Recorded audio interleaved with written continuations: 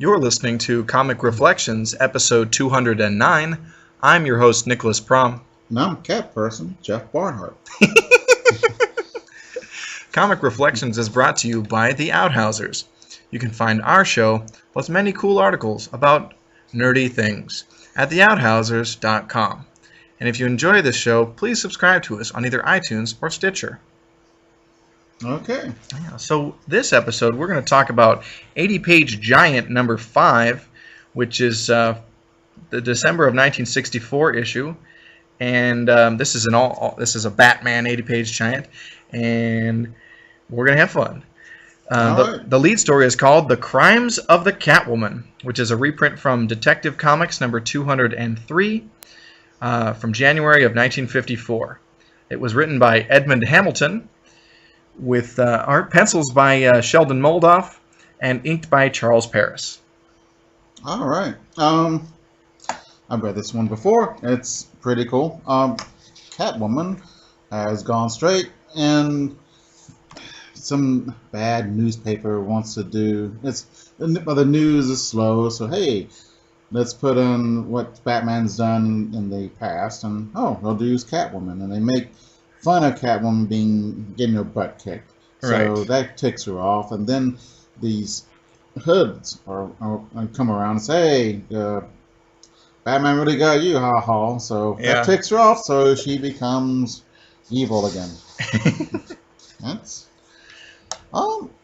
there's a lot of cat words. Puns and things. Yeah. I don't know. They can be done too much, but I like them. People make fun of all the bat stuff.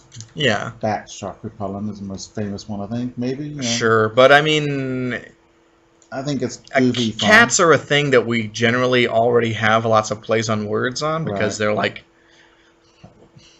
an extremely popular household pet. Right. You know, cats and dogs, the Marvel and DC comics of pets. Yeah. I'm trying to think of there wouldn't be anything.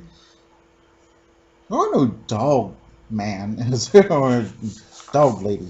I'm not really thinking of anything off the top of my head. Yeah. But again, sometimes I'm so flat-footed with the things you bring up, I don't, you know. Yeah. Cats are a little bit evil anyway. And so, There's something mysterious about them. Dogs, we have a different social connotation to them, so. Yeah. But, I like the cat terms, and I like the bat terms. Yeah. What were some of these cat words that you found in the story? There was a whole pile of them. This is all I found.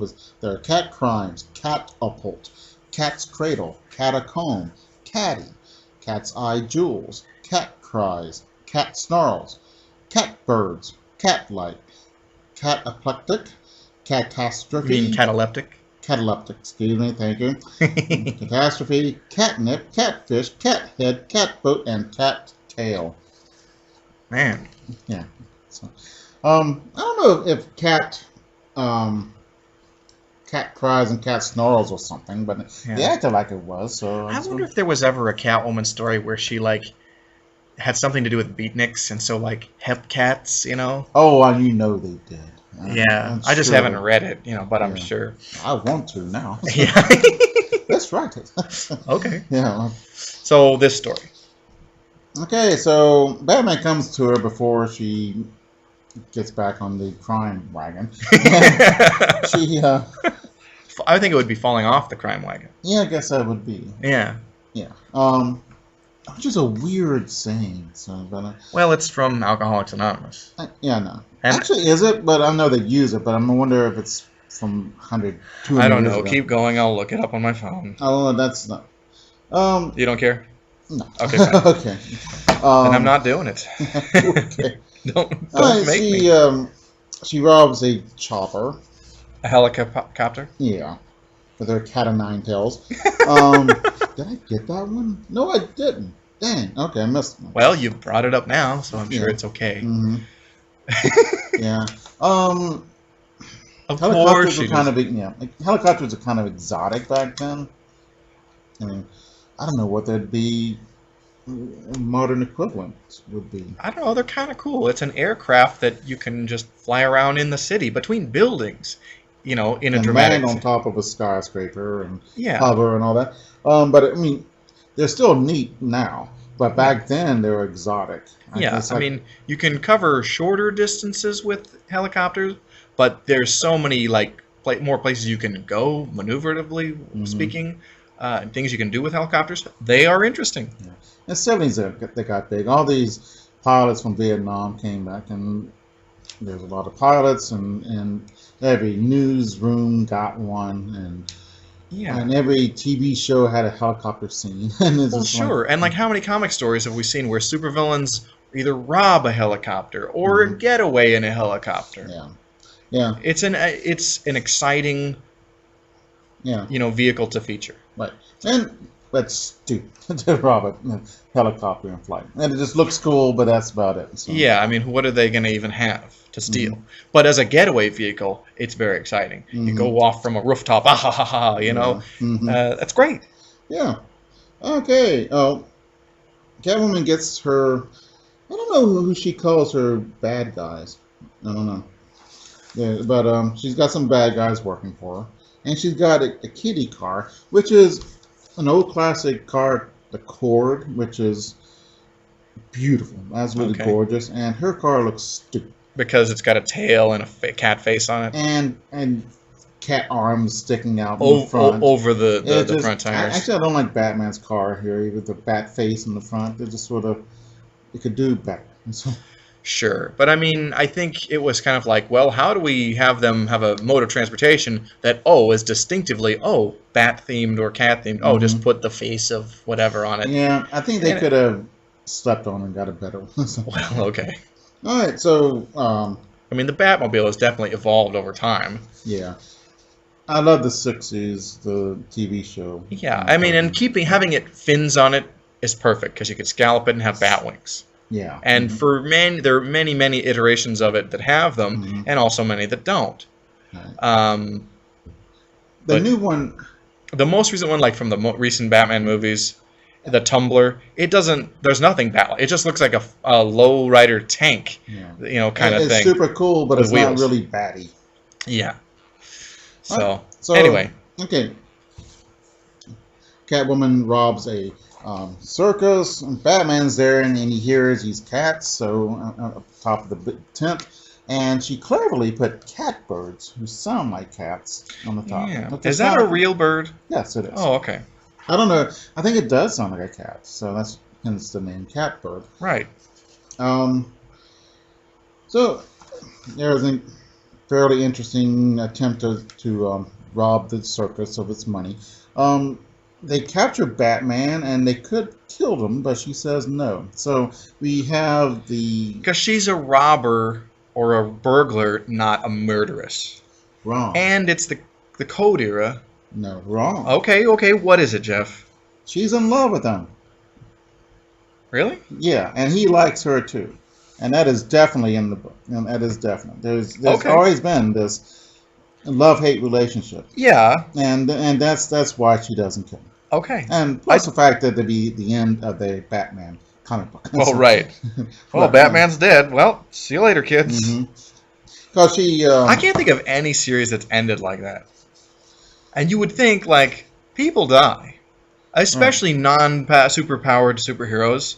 You would think there'd be at least one where, the non-powered superhero, they end the book by killing him. All right, superpowers. Yeah. And, yeah, that's interesting. They ought to do it just for the hell of it. Yeah. In the 80s, there was not the cowboy vigilante, but a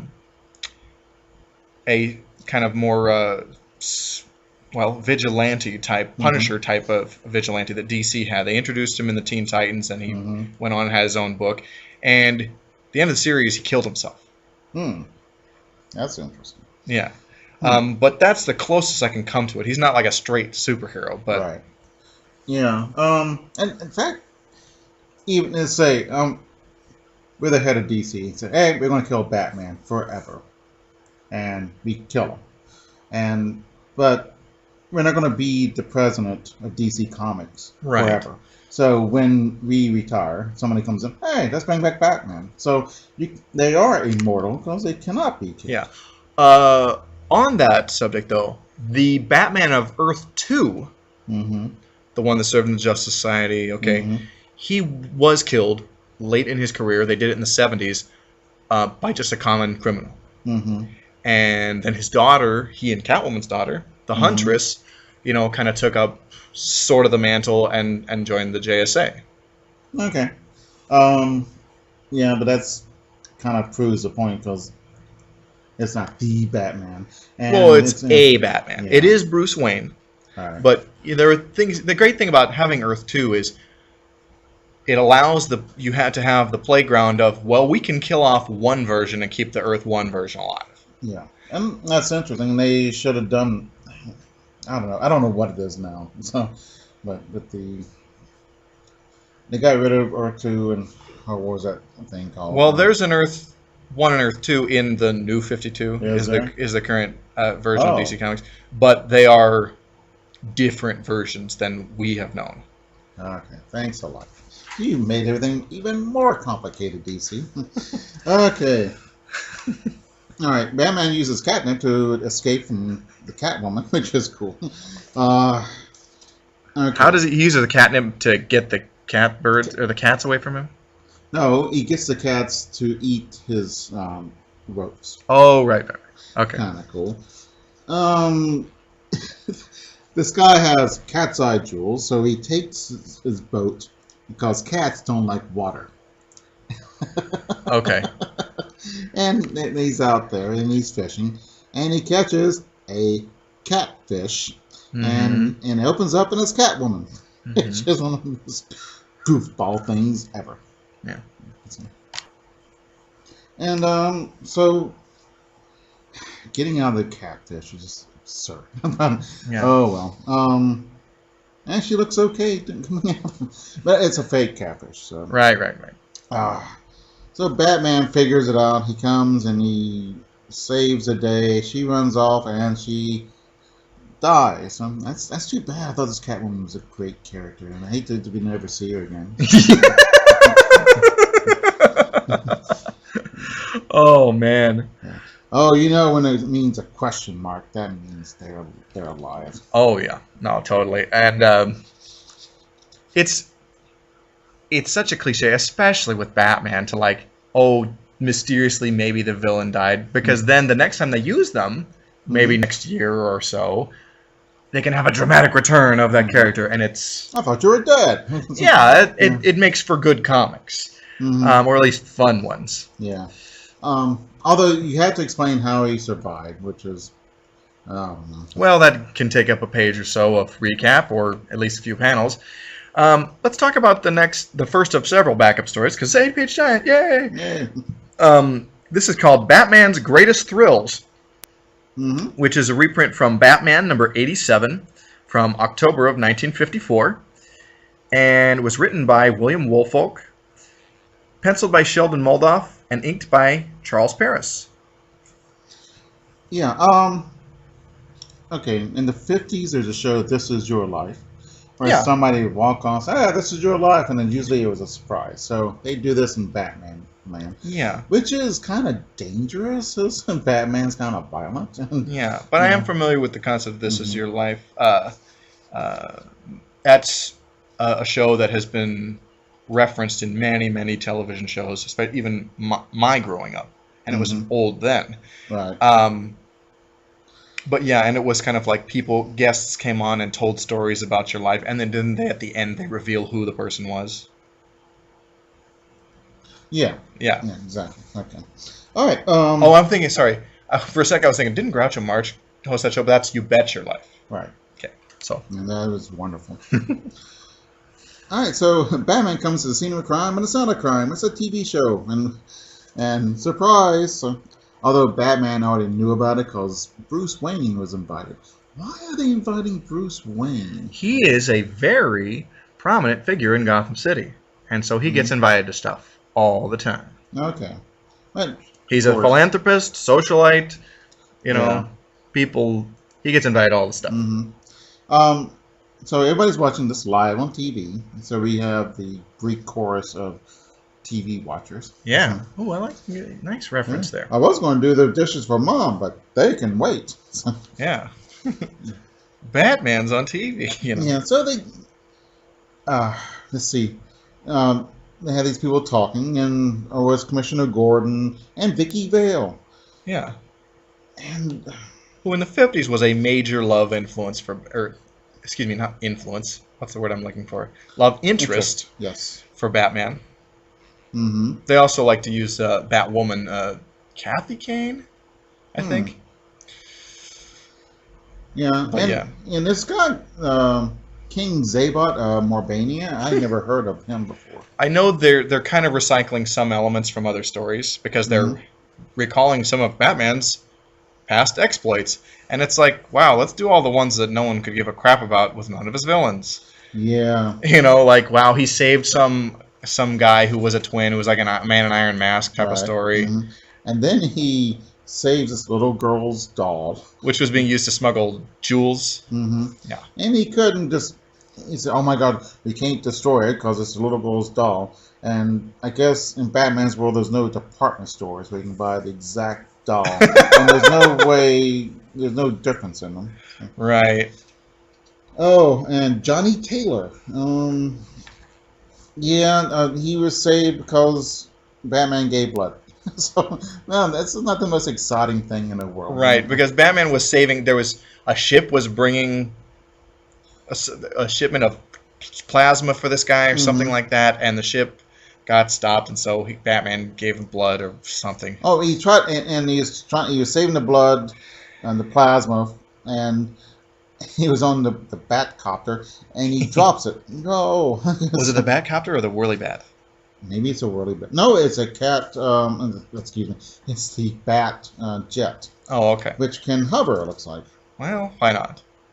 Okay, and then, oh man, you think it can get any lamer, but all of a sudden it's saved by the Joker. And he comes in and does his laugh gas. Yeah. And of course, he and his henchmen are wearing gas masks. Mhm. But then Joker takes it off yeah, and starts laughing. I don't know. and gets his butt kicked. Why Batman? Because Yeah. were they wearing like nose plugs or something? I think they use a mixture of charcoal and powder from a utility belt to improvise gas mask. Okay. Okay. Is that a thing? Apparently. Yeah, you can use that. Actually, they were used in World War One. They're trying to figure out how to stop being killed by gas, and Yeah. they would use urine-soaked cloth and put it over their face. Gross. It beats Mustard gas. gas. Ugh. Yeah. I've looked at Google image mustard gas victims. That's a good way to diet, folks. Ugh. Yeah. That's it. A lot of these like tricks that Batman uses to get out of stuff are so like crap you'd read about in Boys Life magazine, like Boy Scouts of America. I'm sure kind of that's stuff. where they get a lot of it. Or something. Yeah. One of the problems is, all right, you're fighting somebody a super vicious criminal who is your number one enemy. Yeah. I think the Joker is. Yeah. Oh, yeah. The Batman. I don't think anybody close. There's a lot in the top 10, but and he uses this laugh gas all the time. Yeah. You have a utility belt. In that utility belt, I would have a gas mask, some kind of collapsible mask. Yeah. That would work. And I have a heavy dutier one. Or- if I knew it. If the Joker has this laughing gas he uses all the time, shouldn't Batman have some kind of, I don't know, capsule he can take so it won't affect him? Yeah, emo gas. I don't know. No, I don't know. But you know what I'm saying?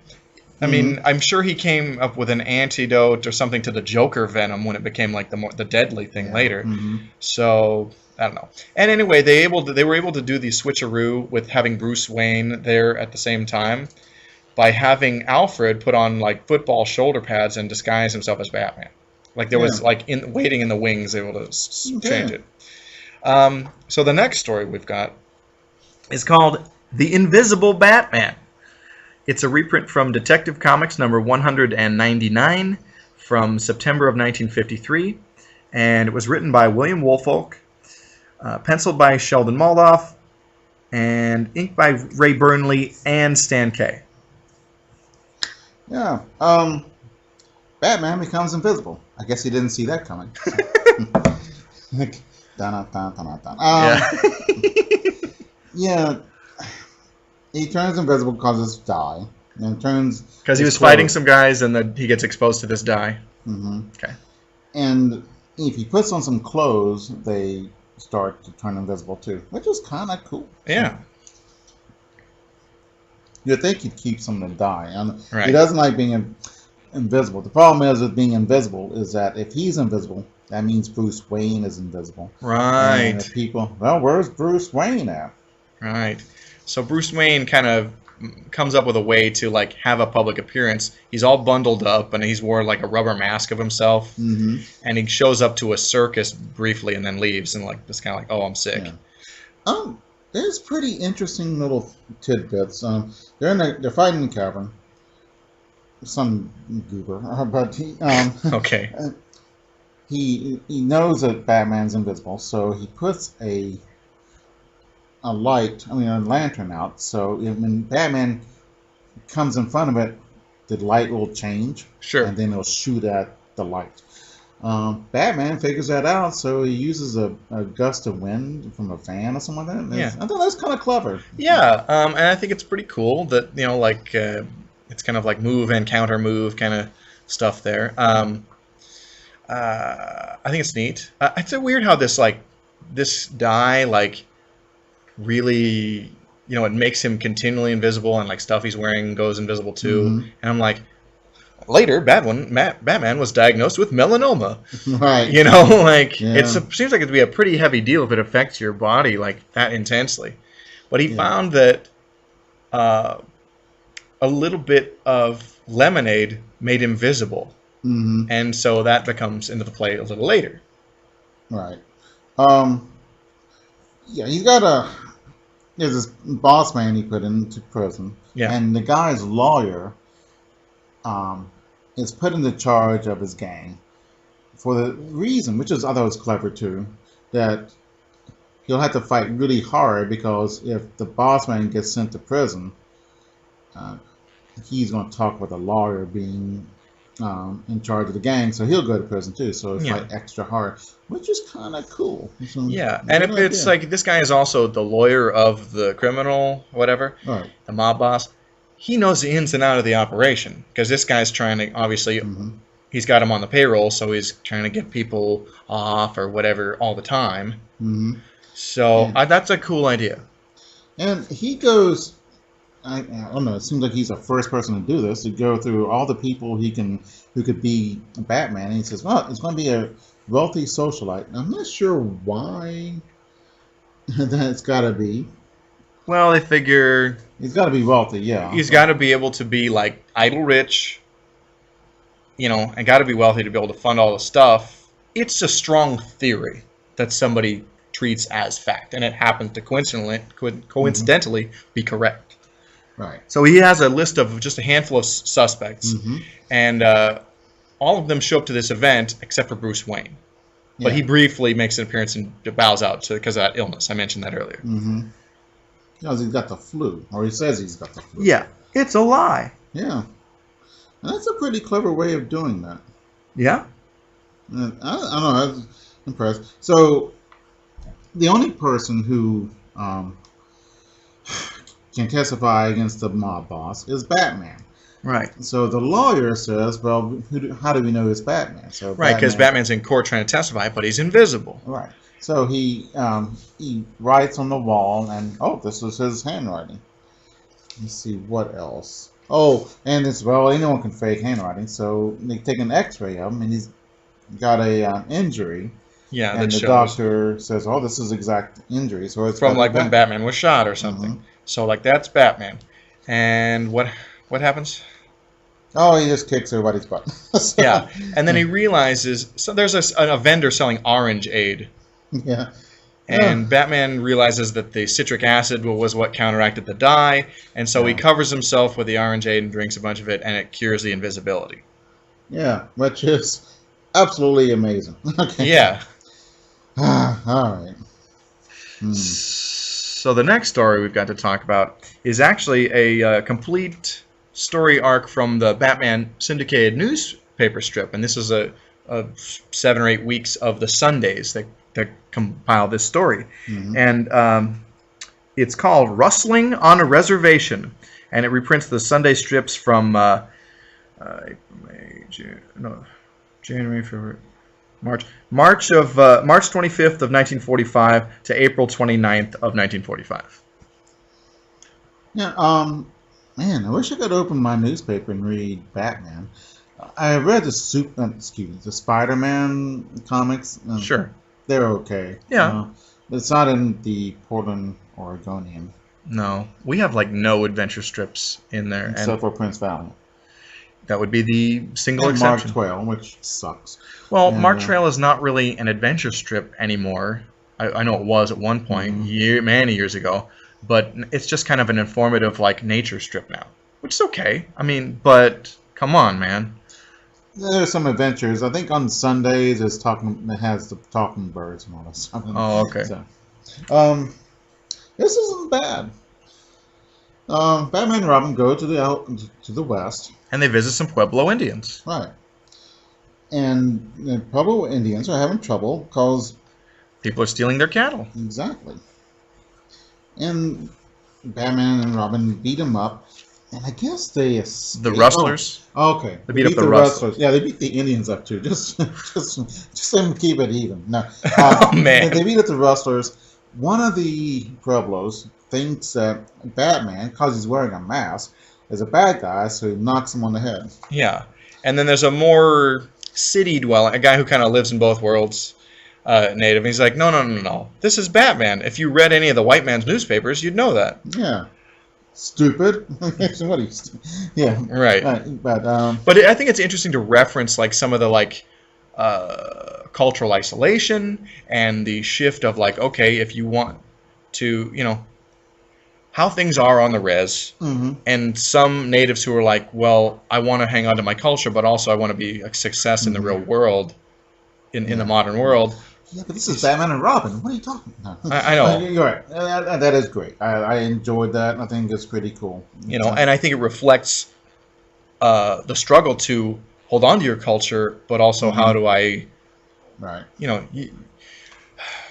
there are stuff. Yeah. I don't quite have all my words here. Right. Yeah, it's interesting the cultural currents going through this, and I wonder if there's anybody in the world who are not tribesmen in Africa or something who don't know about Batman and Robin. I don't know. I mean, I think they are gigantic icons of the West. I would think if you know anything about Western culture, you're certainly familiar with know of Batman. Yeah. I mean, he and Superman are two of the most well-known fictional characters like ever. Right. So, I'd like to say that it'd be nice to have some people who don't know anything about popular culture. yeah. And One thing I noticed, we're talking about the cultural currents running through this, talking about Native Americans. I also look at the time that's coming out. 1945, not exactly the most racially sensitive era. yeah, and And these are pretty nice. Yeah, this is I think very well done. it's very sensitive. I don't think I gave the No, you artist or writing credits. Let me I do was that real shocked. quick. I know, right? I'm appalled. I think because I was stumbling a little bit on when it appeared in the newspaper, because it's a little out of the ordinary. We've done like one other newspaper No, strip. it's during World War II. That's all I know. Yeah, where is that? Excuse me. Bill Finger wrote this. It was penciled by Jack Burnley and inked by Charles Paris. So, Yeah. that's what's going on Yeah, with that. this is a very fair representation. I don't know how accurate it is. A lot of it seems to be. I'm no expert, but if I was, I don't know. I think they do a good job. And it's not pandering. They're not noble savages. They're people. Right, and I like that. And they know a little bit of woodcraft, but nothing. They're not magical. Right. I mean, what they do in here is just it's obvious and it's clever, but it's nothing that anyone else couldn't do or something. Right. I think it's saying it's doing this in a right way. It's finding a kind of that sweet spot of like, okay, yes, they are resourceful and know how to live off the land, but you're right, it's not some supernatural Hollywood thing. Like, they don't have mystical powers. Right. They're just people. Mm-hmm. And they also speak in complete sentences, which is nice. You're right, they do. I didn't notice that. I like the polysyllables and the monosyllabics. Right. But it's very nice to see First Nation peoples speaking not like Tonto in All right. Lone Ranger movies, Yeah. Although I do like Tonto. Sure. All right. So we have an evil rustler, and and They don't even want the cattle. Right. They want to get the Pueblo Indians off the reservation so they can get into a silver mine. Yeah. And they throw a piece of dynamite into the cave. Well, they're having like a native ritual. What do they call it?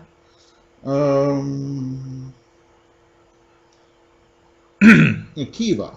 Yeah, I've Kiva. never heard that, but I'm sure that's correct. Yeah, and Robin and a young native are bummed because they're not men, and so they don't get to participate in that. That's another thing underlying in the story, and we'll come back to that. Yeah. So, a truck comes by, throws dynamite, sets the fields on fire. The men got to come out and put it out. Yeah.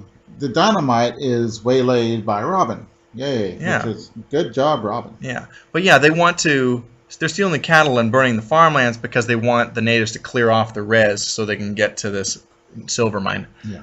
All right, the truck leaves with the bad guys and with the young Indian lad, Featherfoot. Yeah. And he leaves a trail of stones. Fun. And that's a trick. And that's a good trick. And it was done by, was it Theseus? And against Sure, and it's also in... Minotaur. Yeah.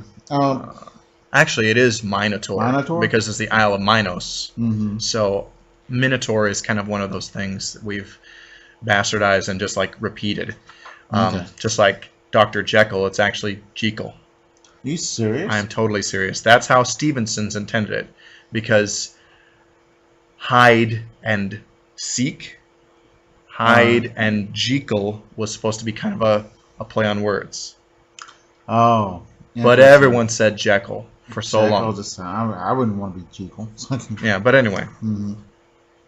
Well, they follow Featherfoot's trail. They come in, kick some butt, and Robin and Featherfoot get feathers and new names. Featherfoot is called Wise Fox, Little Wise Fox, and Robin's called Hotfoot. Yeah.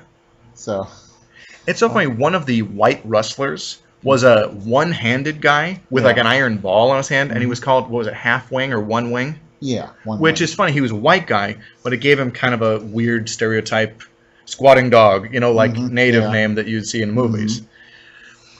Yeah, all right. That's pretty good. I would have opened my newspaper with glee on Sundays or these. And there are collections, trade paperbacks, of not only the dailies but also the Sundays of the Batman strips. So those are available for reading. Okay. So our next story is called The Bride of Batman. And there are more than one Batman getting married stories. Oh, I'm sure. There's a famous cover where it's Batman marrying Batwoman, and Robin's like, well, what's going to happen to me now? Yeah. But yeah, this is from Batman number 79, which is the October and November of 1953 issue. It was written by David Verne, penciled by Dick Sprang, and inked by Charles Paris. So, and I noticed on reading this, there's a lot of Chester Gouldisms that I feel like Dick Sprang is employing. Like, I look at it and I'm like, there's even a panel of Vicky Vale where I'm like, is this a swipe of a flat top panel? Yeah, the women are not pleasant looking. They're not pleasing to the eye at all. But I realize a lot of the 50s Batman is like, this is really looks a lot like, and a lot of the story elements and the way things are going, it looks like Chester Gould's Dick Tracy. Yeah. which is pretty cool. But yeah, yeah.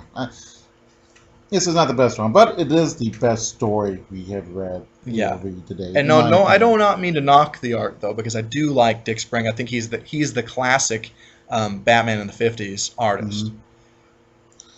Okay, so Vicky Vale sees Batman, and they're both going to see the Shah.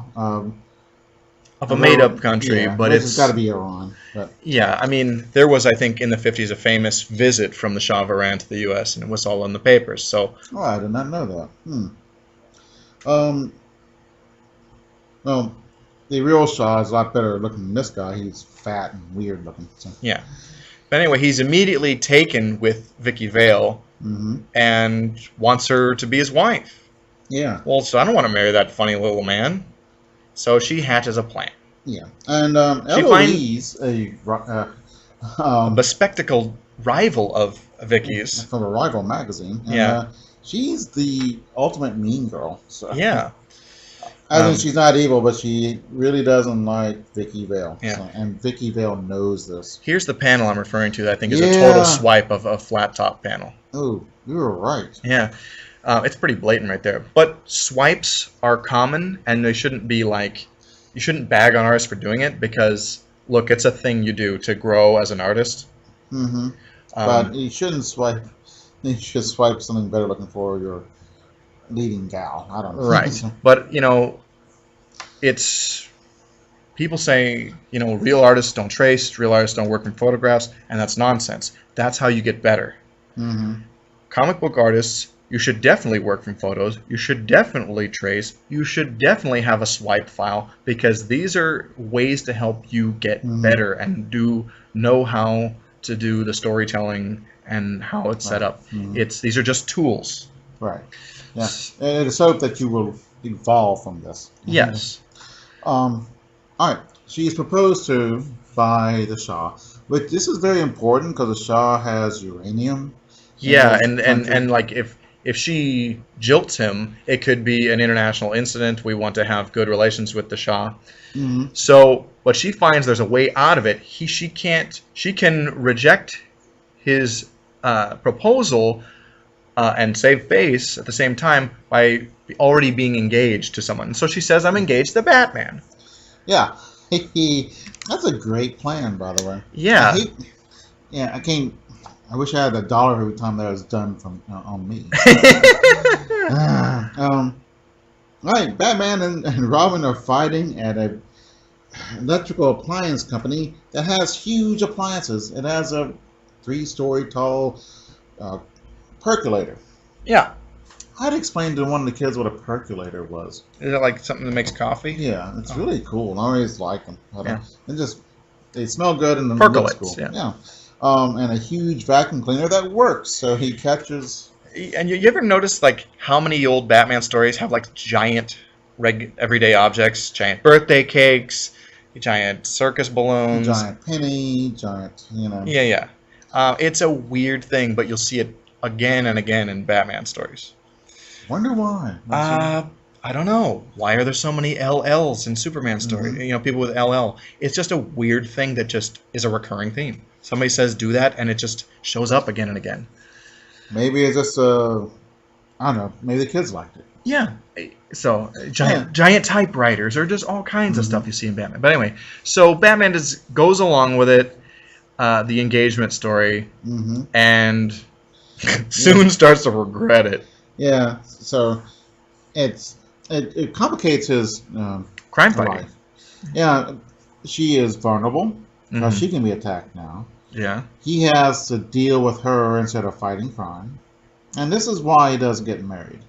Yeah. And there are plausible reasons. Trying to think, would it be this bad? Maybe, but she'd have to be under guard all the time. Right.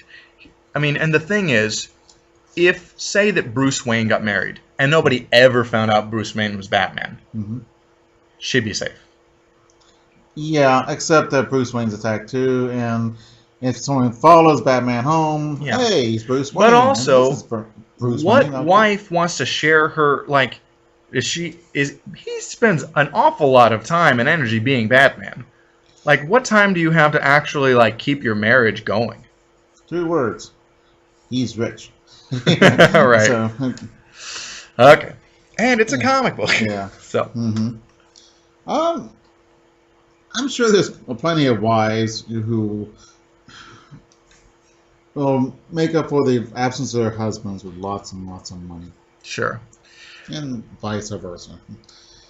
Okay, Vicky makes Batman get her some roses, Okay. and and he hates that because it's humiliating, and all the hoodlums are laughing at him. It's Man. just so hilarious. It is kind of funny, but it's just like, this guy still know how to kick the crap out of you. Yeah. Let's make him mad. Yeah. So some people are ripping off this old Mastodon. Is it Mastodon? Yeah, Mastodons. From a Yes. museum. Yeah, museum, because of the tusk, which is interesting. I never thought of that. Well, yeah, that There's is a lot weird. but there is a lot of ivory in it.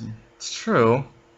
So Batman drops the flowers, goes in, kicks some butts, comes back out, and there's a donkey eating the roses. Yeah. So he comes to the party with Vicky, and Vicky's really mad. Where's the flowers at?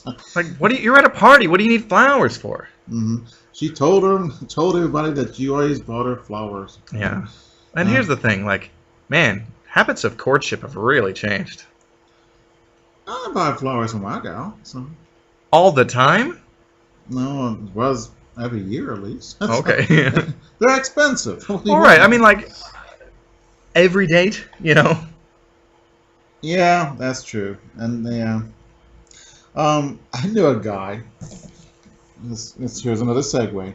But he would go behind the florist shop and dumpster dive for flowers that looked okay, Oh, and man. gave them to his girl. And I thought that was funny, ingenious, and appalling all at the same time. Yeah. He paid for it though. He married one of the worst people I ever known. It's just- Wow. They're just awful. Yeah. She was an ugly bride too. Usually women are prettier when they get married, but she was uglier or something. It was Weird, I kinda don't know. weird. They were just sort of but her disposition. I don't know. But Well, poor some guy. girls are very good looking, and they're just not nice people, though. Right. I've encountered that. And, like, I've met women who are like, wow, what a gorgeous girl. But she's just nasty because they know that they're good looking and they don't have any real personality. Yeah. And I'm sure guys are like that too. So. Sure. But, Oh, absolutely. Mhm. But I know I am. But yeah. Okay. All right. So Some jerkwad made this comment on the internet about like, oh, you guys shouldn't have all these so many segues. And I'm Oh. like, you know what? Screw you, because I think it adds some character to our show. It's fun. yeah. I think he's welcome to his opinion. And Well, sure. I can see kind of the segues are for people who have other interests in comics. Imagine that. Well, You know, comics are kind of complex. You can fill your life with studying comics because there's a lot of facets to it. yes, and I'll never know they them take all. up a great chunk of my life, but I have other things going on. Yeah. But if you don't like the segue, people have different tastes. Yeah. And there's nothing you can do about that. And that doesn't mean they're evil or stupid. They just have different tastes. Some people like chocolate, some people like ice cream. That does not make them evil or dumb because they don't like that. Well, all right. Yeah. And So I think much of our segues, they contextualize the comics. This guy was complaining that it wasn't just like the straight talking about the comics the whole time. yeah, Mike- I don't like that. He made Honestly, I think doing that, just that, kind of makes for a bit of a boring show. right. Gotta pepper Okay, it up this with is some not- real things. So anyway, I hope but I'm glad that somebody gave us criticism, and I'll think about that. And it's certainly valid. But okay, so why does he? Somebody is telling Vicky that this is all fake. So and he's not really Gonna proposed marry her. to. So it's her rival from the other magazine. yeah, and so So she's gonna try and expose that. yeah, so they'll have a wedding in 2 weeks, and so Eloise thinks this is a great idea. To print a false headline to Yeah. force Vicky's hand. Right. Okay, libel. You'd have to prove it. Yeah. Okay. And it's just a rumor. So, somebody told me this. So, But it you know, becomes the headline of the magazine or the paper. But well, welcome to the wonderful world of journalism. But what's really funny about it is that Eloise thinks she's getting back at Vicky, but Vicky wants us most of all. So Right. And so now Batman's really unhappy. Eloise is ticked off that her brilliant plan backfired. and wackiness ensues. Yeah. All right. So man, that Shaw really likes Vicky, so he brings a circus Yeah. to her, and Yeah, she's like his feminine ideal. They don't have a lot of redheads in Iran or whatever. yeah, I guess not. So Batman has this brilliant idea to get out of it, and this is fairly clever. Yeah. In order to protect Vicky, she has to have her face changed. Right, with plastic surgery. So he tells this to Eloise. Eloise tells us Shaw. Shaw is really ticked off that she's going to change her face, so he demands it to be stopped. And she says, "Well, okay, I don't want to get my face changed either." So So she ends the engagement with Batman, so Batman's happy, and also the Shaw cannot marry someone who has already been betrothed. that's very Convenient. Yeah, But it works out to everyone's favor. yeah, that's pretty cool. I love this. Yeah. There's not much fisticuffs, but Yeah. it was I don't know, it was silly and Even entertaining. Eloise got her way because Vicky didn't win either. Right. Yeah. Yeah, but Vicky's still prettier. So Yeah. I guess I can't tell from the drawings. Right. Okay. So the next story we have, we only got a couple more, is called The City of Ancient Heroes, which is a reprint from Batman number 116 from June of 1958. It was written by Bill Finger, penciled by Sheldon Moldoff, and inked by Charles Paris. All right. You had a funny thing to say about this in your notes. What did I say? It was great. Batman and Robin go to a legendary hero con. Let's see, the Gimmick Gang pretend to be gods. That doesn't stop the dynamic duo from beating the crap out of them. Spoilers. Yeah. No, wait, no, this show is complete spoilers all the time. But anyway, so yes, the City of Ancient Heroes. Yeah. The Gimmick Gang, which I had never heard of before. And we may never again. Yeah. There's a lots of like different gangs, that show up. Because you can't have a supervillain every story. Yeah. And there have been 2 out of the 8 or so stories in this issue, in this giant, are ones with villains. Oh, supervillains, you mean? Yeah. Joker and Catwoman. Catwoman. Oh, wow, that is interesting. Yeah, there's 7 stories in this 80-page giant. Only 2 of them have supervillains. Interesting. So. Okay, so I would love to go to this Living Legend Con. Yeah, you want to explain this. There's a town that has this festival where people dress up. Legendary characters. Yeah, from literature they're not or living mythology. legends. They're legendary characters who did not really exist. Yeah. And Batman and Robin show up, and people think that they're just 2 guys dressed up as Batman and Robin Which for is the fair. hilarious. And they're like, well, But you're alive. but they're real. They're real well, heroes. but I guess their exploits seem legendary. They're practically legendary. So I guess it's okay. Yeah. Alright, so the Gimmick Gang dresses up like Thor, Cyclops, and Pan. Which is, Yeah. yeah. That's So cool. it's a perfect way to hide amongst people, though. Yeah, I mean, it you is. ever heard of a lot of crimes committed during Mardi Gras and stuff? Because they were wearing masks or costumes. We was gonna make a. I used to make movies for cable access, and Oh, Tofu Wieners with Jeff, right? Your cable access show. yeah, and I don't know why his name with me, but our next movie was But it gonna was. we was going to have a caper, and we thought about doing a caper or ripping off a Star Trek convention or something. Oh, like that. okay. Yeah, but we never got it made. But I was sort of But I would like to go to a convention of legendary heroes. That'd be kind of cool. Sure. Yeah. I mean, you can go to Comic-Con and see all the cosplayers. Yeah. I know it's not the same, but it's similar. Yeah, I haven't never gone to a Comic-Con. I wonder if I should. You should. Why don't you come with me to Rose City Comic-Con? We'll go on Saturday. Hmm. It's not like this coming Saturday. It's in September, but... Oh, okay. I'll think about it. So, Yeah. I'm with Jean-Paul Sartre. Hell is other people. But Yeah, but people can also be fun, too. yeah. I promise it won't kill you. Yeah. I've been promised that before. Oh, man. And you're still here. Yeah. Oh, yeah, I guess. So it's a hollow threat. Right. All right. So the Gimmick Gang, they try to steal stuff, and it's kind of cool.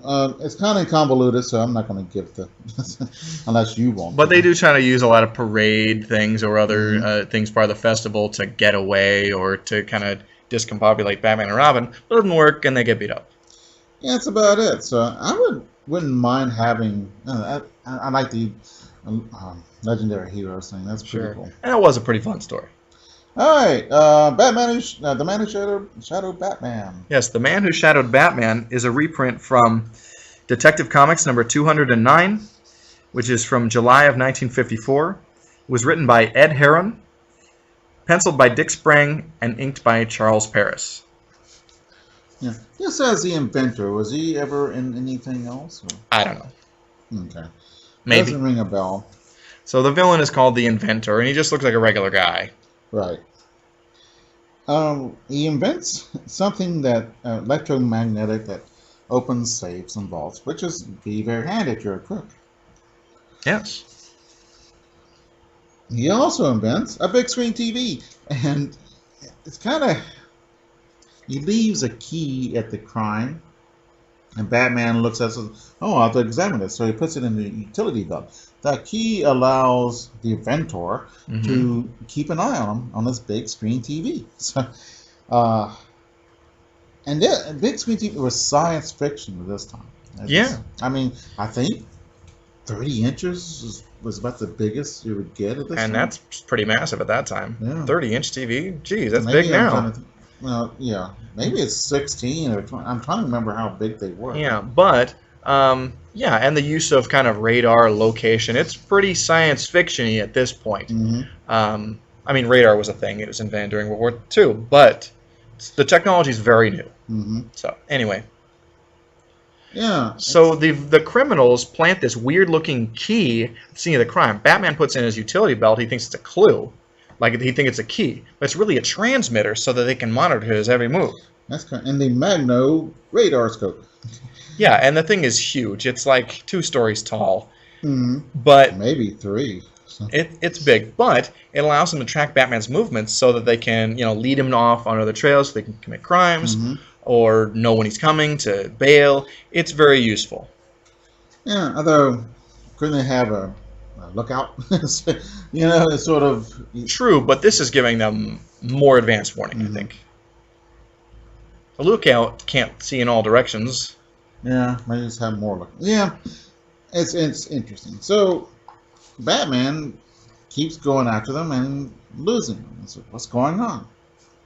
Well, in real life, that would happen a lot. Yeah. So something is wrong, like his utility belt is damaged, so he leaves it behind one time. And so the only image the bad guys are getting is of Alfred fixing it. Yeah. Oh, actually, they think he's dead because he was shot. Right. So they Batman's able to kind of reverse figure out, reverse engineer the whole thing. He's onto them now. Yeah. So he uses a dummy of himself to kind of trick them into thinking he's one place, and then he shows up and beats him up. Yeah. And he packs it with cotton, really packs it hard. The dummy. And he said, this is almost as good as Bulletproof Vest. And indeed, the Russians in Afghanistan, the bulletproof chest, the vest, were made out of cotton. Packed cotton, just really interesting. Yeah, it wouldn't do too much good. Right, but it's better than nothing. maybe. But But you gotta haul it around. So, oh man, what if it got wet? right. So that's kind of cool. What I thought was interesting though about this story was, okay, if this gives them an image of Batman and where he is, how couldn't they didn't like track down where the Batcave was and try to kill him or blow it up or something? Yeah, that, but Or- to show him changing clothes. Yeah, because they seem to be getting a pretty clear image of him. Mhm. So could they expose? Like, there's a lot of other elements that potential for Yeah. this story that weren't explored. Well, the scope is ridiculous. I mean, it Right. shows a big picture of Batman, And there's nothing some- surrounding him, which I thought was Right. funny. Yeah, and if it would work, it'd be like a radar scope or something like that. Yeah, it would be very blurry, but Well, it'd be a little dot, and it'd just be on top of a map. That's the only way it could work, but not. You don't need. That's all you need. You need to know where he's at. You don't need to know what he looks like. You know what he looks like. He's Batman. right. So things. All right. So yay, the end of that.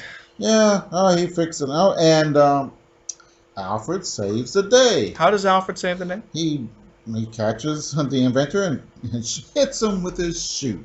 That's right. Yeah.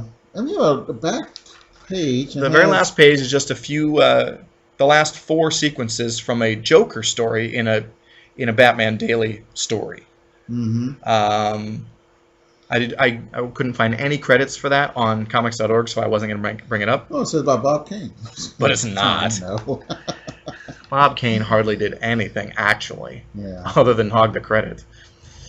Oh well. That's Yeah. the comics. Oh, Yeah, it is. That was very good though. Yeah, that's a lot of fun. Our next episode, we're going to talk about a Superman 80-page giant, and it's at that point they started. At some point during the run, they started doing all themed. So Yeah. these are all Luthor stories. So we're gonna have a great Ooh. episode. Yeah, Luthor. Great. Oh, until then, we'll see you in the funny pages.